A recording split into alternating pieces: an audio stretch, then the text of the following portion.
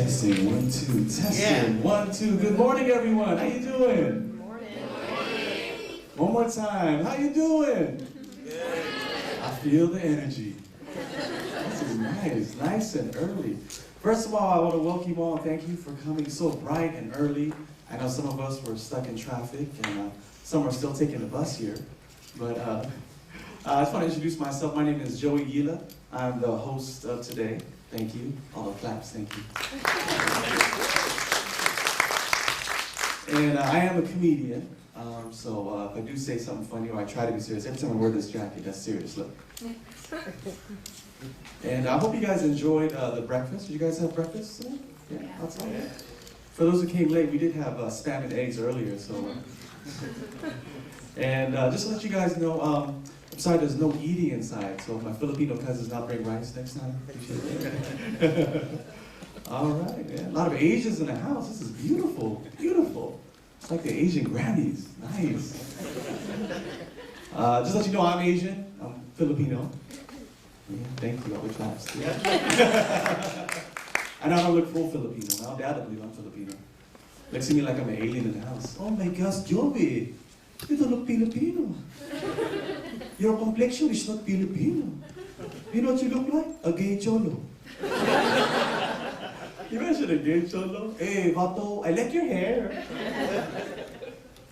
Okay, so I want to welcome everyone to the second annual Imprint Conference and Culture Lab hosted by Intertrade Communications and Giant Robot. How about a big round of applause? I'll just give a little rundown. We'll have two different tracks today. Track 1 starts by opening the floor to one-on-one questions and answer with guest speakers John Jay and Jeff Staple. Then we'll have a panel focusing on Asian American entertainers and media stars, and conclude with a panel discussing Asian Americans who have used social media outlets such as YouTube. You guys familiar with YouTube? Yeah, all right. To garner fame and attention. So now we're going to start off this morning, right? It is my honor to introduce Miss Julia Huang, CEO and founder of Intertrend Communications with Giant Robot, and has put together Imprint. Ladies and gentlemen, Julia Huang.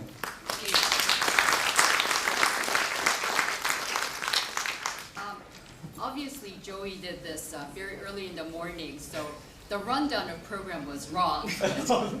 But you know what it is in your goodie bag, you have the program. So we're not going to really spend a lot of time talking about what you're going to be experiencing today. And by the way, if you had a chance to look at your goodie bag, I don't think you need to report to the IRS, not that level, but there's a lot of good stuff inside there. There's the vinyl toy from Mimico. There's a red mango that's opening up at Little Tokyo, and there's a couple in Westwood. There's a free coupon for that, and beard pop-up, I think free coupon certificate as well. And lots of, and DVD from Pika Pika. You're going to be able to experience Pika Pika today. And that DVD shows what it's all about. So lots of really nice stuff inside. Again, I don't think you have to report to the IRS, but nonetheless, I think it's a very, very rich goodie bag that you have in here. And before I kind of share, because you're going to hear a lot of speakers share a lot about their pop culture experience and the process that they've gone through. Before I share my experience with pop culture, I wanted to talk about the platform, the technical platform, some of the things that we have experienced that we think that we might be able to use to disseminate the message of pop culture. And one of that is Twitter Camp. You see here at Twitter Camp, and I don't know how many of you know this Twitter thing, but they call it internet stalking in some ways, is that the Twitter Camp is that you sign on to Twitter and you just use IM, SMS, phone, or computer to do one of the Twitter Camp on there. And so you post it to let people know, your friends or strangers, total strangers, in terms of what's going on. So we have that today. So if you already have a Twitter account, please go ahead and post whatever you're doing. You could say speaker is boring, speaker is great, whatever you wish. and then it will go up there, and you could actually go to the Imprint Twitter cam and see what everyone is talking about that. And for those of you who are shy and who do not want to ask questions to the speaker, you could also post Twitter on this, and we'll try to capture that and secretly tell the speaker that someone wants to anonymously ask a question. So that's one. And the second one actually is QR code. Some of you might already have seen it. It's really kind of a development from barcode. That ugly barcode is now something like that, and it really offers a lot of platform for you to play with, you know, logos, and in Japan it's really quite ubiquitous. And in the United States it's kind of being used right now, and what we've tried to do is be very interactive about this. And outside the lounge you have, I don't know if you've seen it, but there's this really big picture of QR code, which is my illustration, and what it is that there are a lot of messages embedded in there. And then also on your card you also have a QR code, and if you have a phone that is already equipped to scan this, you could scan it and you have a message that will you know, basically come out on your mobile phone. And to kind of encourage you and motivate you guys to do it, if you scan, you know, you could enter a drawing to win a very, very nice cell phone or a beautiful set of inner trim mugs, and it's really good looking. So you know, it's not those like just inter-trend mug. It's a really illustrated mug, and we'll show it to you later. So please go out and try it. QR code, and you know, just scan it on your mobile phone and see how it works. I think, again, the reason that we're showing you these kind of technology is that software and hardware, I think, goes on you know, hand in hand together. If you have content, but if you don't have the platform, the content has nowhere to be distributed or showcased. And it's the same thing, is that if we have the hardware technology, and if we don't have the content, it also means nothing. So we're hoping that we could mesh that together. And the last one that we have, and this is really a fun one, is the print photo from the phone. Again, if you have a phone, and I think most of you will have a phone equipped with Bluetooth. And if you don't, I think that's a problem by itself. So I think you should do the QR code to win the new Bluetooth phone anyways. But that, if you have a phone that you could take a picture, you basically could wirelessly print your picture on this very cool Canon photo printer.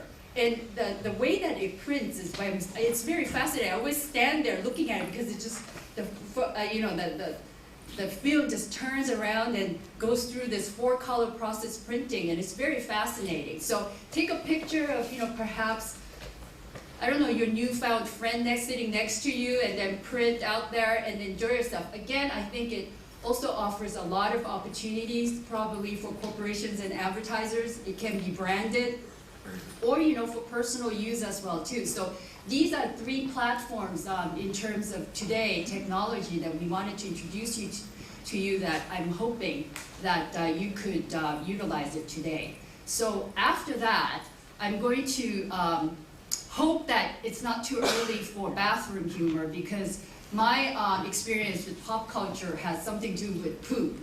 And it's not a spoof of, you know, pop culture, poop culture, but before I do that, I do want to have this shout out to the Giant Robot folks, and I don't know if Eric is here or not, but this conference really could not have been possible without their support. And you know, I've known Eric for a long time, I think 5-6 years or maybe even more, and you know, in the beginning, I used to have coffee and lunch and dinner with him, and he was always very polite, you know, very cordial. You know, I think he was just amusing me, because we're an advertising agency and they're a magazine, and you know, they have to be cordial and polite to advertising agency or any advertisers, of course. And then last year when we started Imprint, I was talking to him about this idea, and then he finally said, you know, you have some sweet shit going on there. And then I thought, okay, he's talking crap to me. Okay, I have a lie. You know, he's finally not polite and talking the way he talks to ordinary people. So I really do want to thank Giant Robot and of course Eric for being here and starting to, you know, talk shit to me. Now, the other experience that I have with pop culture, again, has to do with poop. And this was in 1977 when I was in Japan, and I ran across a book. And literally, it's translated it's called Minna Unko. And then for those of you who speak Japanese, it's literally translated to everyone poops. And I was just fascinated with this book. I don't know if you've seen this book because it's of course translated to English. In 1977, it wasn't. It shows different styles and different kinds and different colors and different sizes of poop. It basically said elephant poops big poop, and a rabbit poops small poops. So some people poop privately, some people do it while they're walking, and it's just fascinating. I thought it was hilarious. And then cut 10 years later, 1987, I was in New York. My friend was working for a publishing company, and she was in the children's book department. And I said, there's this book called Minna Unko. It's everyone poops, and it's just great. And then her boss was with her as well too. And there was this very uncomfortable silence. And it could be that because we were having lunch at this fancy restaurant, and I don't think they appreciated that me talking about poop and stuff. And then this boss told me that we don't do that. Parents are adverse to talking too much about bodily function. We don't talk about poop, we don't talk about fart, we don't talk about pee, because you're afraid that if you teach the kids too much about these things, they'll be running around saying poop, poop, poop, pee, pee, pee, fart, fart, fart, and it's it's just not very nice.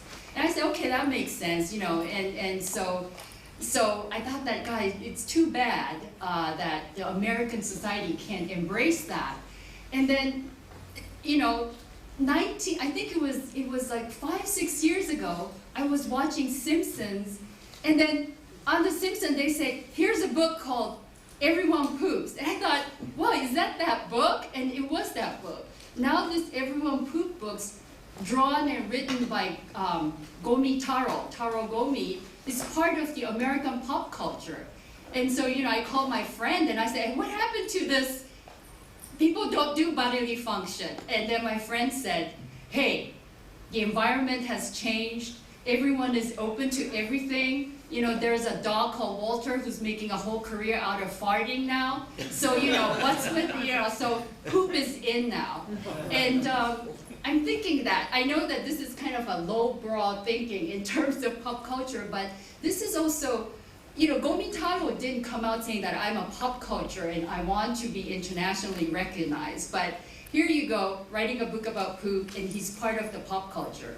He's, Steve Carell was on Evan Almighty, and he was talking about Everyone Poops, and of course Simpson. And then there are a couple of other animation that talks about that. And kids nowadays, I think it's in the 10th edition in the United States. I don't think that people really actually know that it was part of a pop culture, but it is indeed part of the pop culture. Today, it's almost like that. I think you're going to hear a lot of speakers talk about what they have experienced, talk about what they do.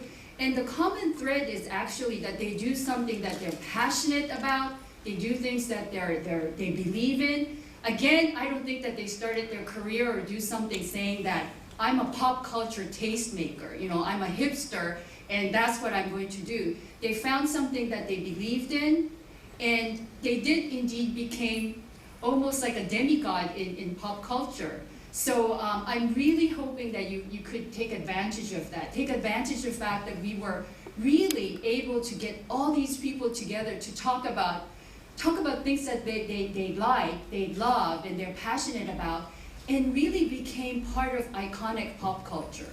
And then with that, I would like to introduce John Jay from Wyden and Kennedy.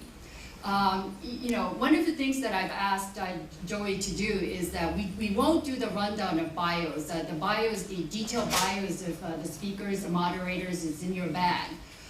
So I'm not going to go through the bios of this really accomplished man. Eric calls him a great man, and I do think that I got a taste of a little bit of what he's going to be sharing with us today, and I think you're going to be really fascinated by it. But there was this one surreal moment last night, while I was having dinner with him, and he was asking where Mocha was, the temporary contemporary was. I said, oh, it's going to be across the street from where our venue is going to be. And I said, I think the Murakami exhibition is going to be there. And he said, yeah, I'm going to come down here because, I know Tadashi and Kanya.